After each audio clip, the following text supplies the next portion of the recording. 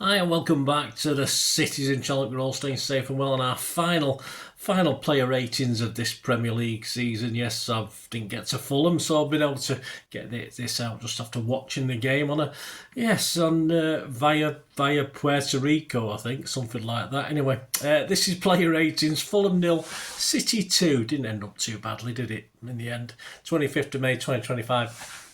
4 p.m. kickoff, of course, for match day 38. We'll have a look at what Simon Bukowski thought. We'll have a look at what I thought, and we'll have a look at some of the Sofascore stats. Yeah, sort of back up, I think, what myself and Simon thought. I'm not going to give anyone less than a 6 for this game. I might have been a couple borderline, but generally it was all right. Fulham had the chances, didn't they? But anyway, I'll talk about that in the story of the game, which will be out on Monday. So keep your eyes out for that, guys. Right, let's go on. Simon Bukowski said about Ederson, 2 good saves in the first half to keep City ahead. If it is his final game for the club, a nice way to go. Yeah, it's one of his better games of the season, I thought. Simon's given him a 7. He had one brain fart where, of course, Jimenez couldn't chip it in, could he, from outside the area, but apart from that and needing a rest near the end, I think it looks as was he pointing to his groin? I don't know what it was, but anyway, I thought it was one of his better days of the season, but if it is his last, very sad to see him go, but more than that, of course, but as and when it happens. Sofascore ratings, saves 3. He prevented 1.29 goals. That's pretty good, isn't it? He had 3 runs out. 2 were successful. 1 we won't talk about. He made 3 saves inside the box. 1 error leading to a shot. His 86% pass accuracy. That was fine. Long balls were 4 out of 7. Spot on. And he made 1 clearance. So, yeah, I've gone for 7 like Simon. I might have even pushed it to 7.5. But for that one thing, as I say, Jimenez, I thought it wasn't easy. But I thought Jimenez on another day might have chipped that one over him. On to Núñez, yes, very impressed Núñez. When I'm at home watching these games, which hopefully isn't too much, but it is one of those things. I do little ticks and crosses against players during the game. So Núñez was racking up the ticks, that's for sure. And then all of a sudden he got a bloody big cross, didn't he? Anyway, Simon said played as well as he did in the week against Bournemouth, but without the silly error. Well, he did make one silly error, and I remembered it. His effort brought the goal. He's given him an 8. Apart from that brain fart, which was just a poor pass that, of course, didn't come to anything, so no one's really banging on about it. Yeah, I thought he had a cracking game, Núñez. I thought it's one of his best displays. Give us that option going forward, which was sort of missed in certain games. So, you know, Pep should have played him in certain games, but he didn't. Simple as that. So Simon gave him an 8. I've given him an 8.5. I thought he was really, really good today. He made 1 clearance, 1 interception, 2 tackles, was dribbled past twice. Ground duels, he won 8 of 11. He just won 1 aerial duel out of 4. He lost possession just 12 times, which compared to a couple in a minute isn't too bad. He was fouled 3 times, so he got 3 kicks for us as well. 93% pass accuracy, that's pretty good. And he made 1 key pass. His crosses were a bit dodgy though. 4 crosses, none of them came for anything. And he had 1 accurate long ball and 1 shot on target. Dribble attempts, 3 out of 4 successes. That's what we like to see. Well done, Núñez. Big chances missed though, 1, but I think we'll let him off with that. So, yeah, I was impressed with Núñez today.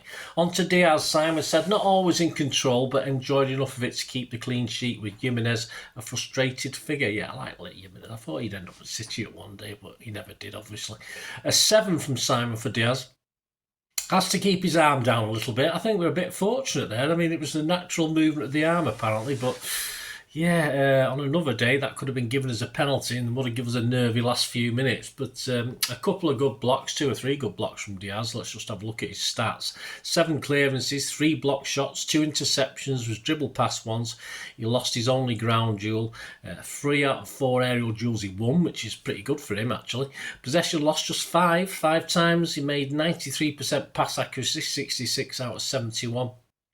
And he's accurate 9 out of 12 long balls, so that's quite good, isn't it? What have I scored him? Yeah, I've given him a 7 as well. I think I was giving him a 6.5 originally, but I was quite impressed with his stats. And as I say, I do remember a couple of good blocks as well.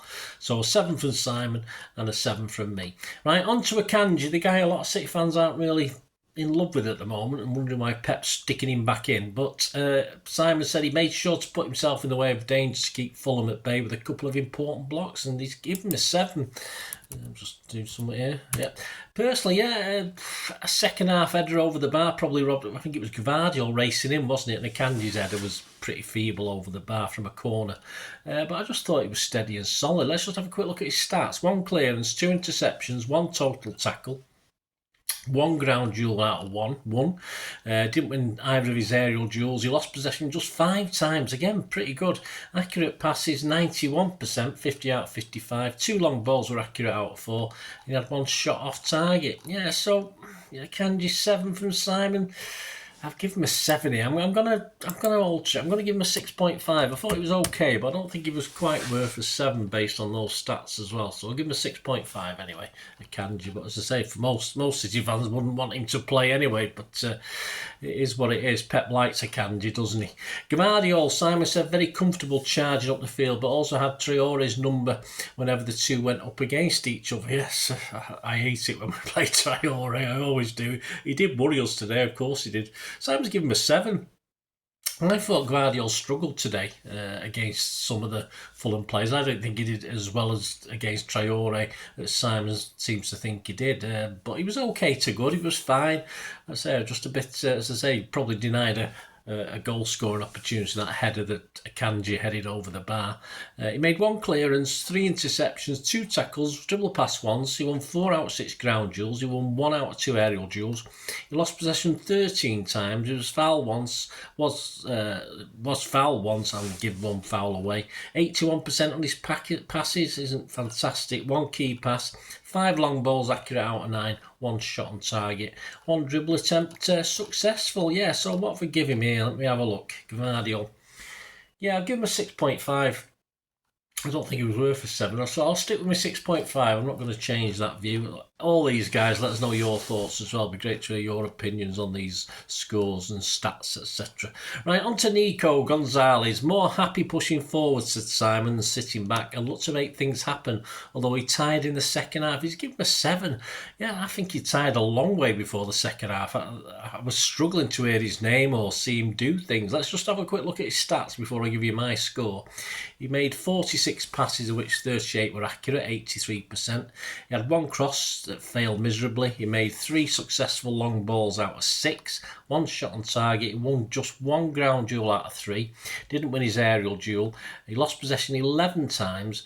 Fouls, he made 1 foul, 3 clearances, 2 interceptions, 1 total tackle. So those last stats weren't too bad there, but I just thought he faded out. Now, sometimes as a DM, that's okay. Rodri tends to fade out a game because we're in control, but not necessarily so with Nico, I don't think. But he did start well, so I've given him a 6.5, but I've not been as generous as Simon with a 7. On to Bernardo. Very interesting one. Combined his recent role shielding the defence with being happy to sling crosses into the box, said Simon. He's given him a 7. I think Simon's again been a bit generous today, a lot more generous than I am.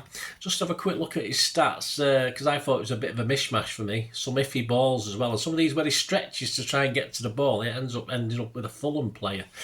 Yeah, so accurate passes, 59 out of 75, 79%, 3 key passes, 1 accurate pass cross out of 4, 5 accurate long balls out of 12. He won 2 ground duels out of 5. He lost possession, wait for it, 23 times. Interceptions 2, tackles 2, dribble pass twice. Yeah, so yeah, all right, possession lost 23 times. It was, it was all over the place. It was busy, so it's no wonder he was involved, but can't give him a 7. I've got to give him my minimum just for his effort, and as I say, I think he lost it too much for me today. I'm going to give him a 6. As I said, I'm not going to score anyone less than a 6 anyway. On to Gundo, yes, he's having his second wind, isn't he? What a goal, said Simon. Excellent performance on top of that, working back to help the defence and linking with Haaland and Marmouche. Yeah, didn't do it at pace, but he was up there up front and he was up there at the back as well. Simon's given him an 8. Yeah, high score, but will I agree with that one? Well, I just thought he was very, very good today. Won as the penalty, scored a tremendous goal. I mean, I think it's only Gundo could score those goals currently in our team at the moment, that sort of thing. His accurate passes, 87%, 27 out of 31. He wasn't overly busy, actually. If you look at the stats, 5 key passes though, 2 crosses accurate out of 3, 5 long balls accurate out of 5, 1 shot on target, 1 dribble attempt successful out of 2. He won the penalty. 6 ground duels, 1 out of 7. 1 aerial duel, 1 out of 1. Possession lost just 6 times. Was fouled 4 times and made 1 tackle. And that's pretty impressive stats, I think. And even before looking at those stats, I was going to give more than Simon. Simon gave him an 8. I give him an 8.5. I thought almost a 9, but I'll stick on 8.5 because I'm not overly generous, as you know. Right, on to Marmouche. Simon said lively and involved, still feels like he has a bit too much energy. Correct, but the greater control and efficiency looks like it is in his locker. It will be eventually. Simon's again given him a 7. Now I'm a little bit different again. I have no doubt he worked hard today, but again I thought he gave too much away. Let's just have a quick look at his stats. For this, just see if it backups my thoughts on this. Accurate passes, just 21 out of 24, 88%. So he wasn't, involved tremendously. 1 key pass, he made 3 crosses of which none were accurate. He created 1 big chance, 3 shots off target, 3 shots blocked, 2 successful dribble attempts out of 3. He won 5 out of 9 ground duels, didn't win his aerial duel. He lost possession just 10 times, 1 foul and was fouled once, 1 interception and made 2 tackles. So yeah, seems okay. With Marmouche, for everything he did okay, I just thought he passed it to the wrong person or he wasn't quite at it. So I give him a 6. As I said, I give him my minimum score today, and Simon's given him a 7. There's no doubt in his ambition and what he's trying to do. I just don't think it quite works enough today. A lot of energy, but a lot of giving the ball away as well, I thought, today. On to Doku, yes, another one. Again, I'm less than Simon. I don't know what Simon's on today. He's very generous. Simon said when he gets it right, he's unplayable. Well, it wasn't too much today, though, was it? There's still too many times where something goes wrong for all the ball he gets, though. Yes, correct. Simon's given a 7. I think he's end of season 7s, I think, for Simon. He made 19 out of 23 accurate passes rather than crosses. That's 83%. 1 key pass. He had 3 crosses, only... none were accurate, so he didn't hit anyone with his crosses. 1 long ball was accurate. He had 1 shot off target, 4 shots blocked. I mean, sometimes he should have been hitting them as well. There was chances where they fell to him, and you think, just run into that space quickly. And he just seems to want to hold it up and take more time. And sometimes he wants to run into a space or just give it a smack. We know his shooting's not fantastic, but of course, at least he had a go, didn't he? 1 shot off target, 4 shots blocked. Dribble attempts, he made 4, didn't win any of them. He won 2 out of 9 ground duels. He didn't win either of his 2 aerial duels. He lost possession 17 times. 1 foul, was fouled once, made 1 total tackle. So I can't see what Simon gave him. As I say, apart from it being the end of the season, the Simon's being generous with these 7s. I give him a 6. I was effort, trying, but at times I just want him to go. He gets the ball and he seems to meander a little bit rather than go for goal and have a go, and I want to see more from Doku today. On to the man who scored, yes, Haaland. He can take penalties. I knew he was going that way with the penalty, but hey, obviously the keeper didn't, so that's alright. He won some decent balls high up the pitch, but the attacking threat in front of goal was never really there, said Simon, before that penalty. So he's given a 6. So not everyone's got a 7 from Simon. Very good penalty. If the goalie had chose the right way, he probably might have saved it, but he didn't, did he? That's all that matters. 1 shot on target, 2 shots off target, 1 shot blocked, 78% pass accuracy, only made 9. He got 7 right. 1 key pass, he didn't win any ground duels out of 3. He won 3 out of 4 aerial duels. There was one where he headed it back when I thought it was a bit high for him, but I just thought he could have headed it towards goal more. But hey, he lost possession 5 times. Made 1 foul, was dribble past once. So, again, I think without that penalty, I would have been struggling to give him a 6. But he scored the penalty, so that saved him what I thought in a pretty nondescript performance from Haaland today. So I will give him a 6 as well. Simon give him a 6. So we agree for once on that one. So, the substitute, Savvy for Doku. 1 dangerous ball across the box, said Simon. Yeah, he won 1 ground duel out of 1. He lost possession once and was fouled once. So yeah, he wasn't on the pitch long enough for me to give him a score. 6 from Simon. Foden forced his way into the box, said Simon. He's given him a 6 as well. Again, no mark for me. He won 1 out of 2 ground duels and lost possession 4 times.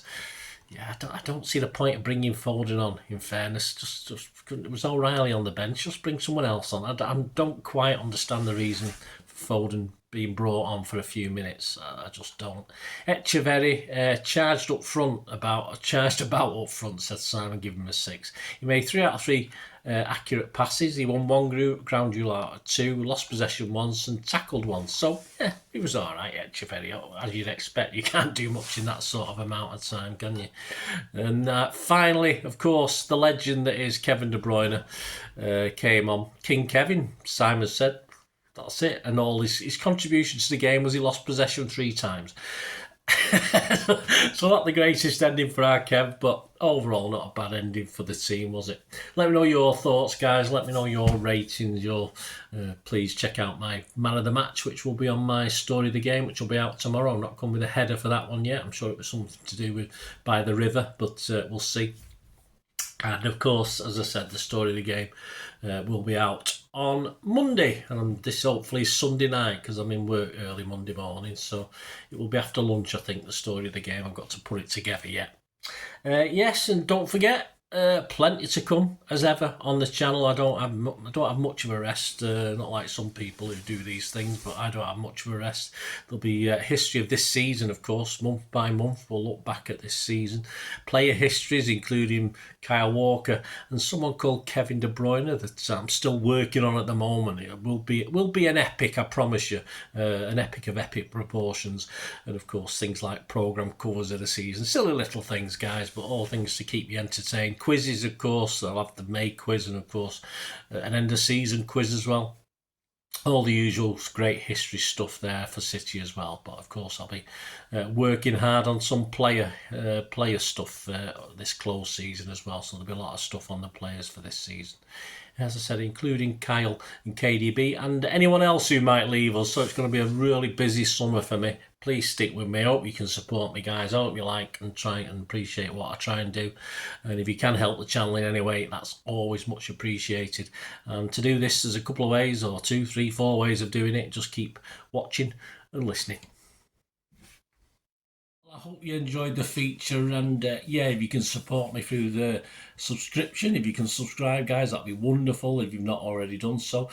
We do actually have memberships at the moment, just 99p a month, so you get access to all my City stuff, including all the history vlogs, dozens and dozens not been published yet that you get immediate access to, and every time I do a edit and do a vlog, you get immediate access to it as well. So you can have a copy of scripts as well if you want any hard copy of the sort of things I do on matches and teams and managers and players, etc, etc. So if you can join the membership, that'd be wonderful. We'd fine. And yeah, if you want to support the channel just by watching the ads, that helps. Watch the ads, let them play through while you just have to check your phone or something, let it play out. And of course, if you follow any of the links, that always works as well. If you follow a link to one of the ads and you fancy something, I've done it myself. I've followed a link and actually purchased something from another organisation. But it can happen. It can happen. Not all ads are stuff you're not interested in. And of course, if you can give us a like, guys, that's be absolutely fantastic. All likes are much appreciated. Anyway, thanks for watching. Until the next time, of course, I only ever ask one thing, don't I? Please, I ask you all to stay safe, especially you Blues. Until the next time, come on, City. Bye for now.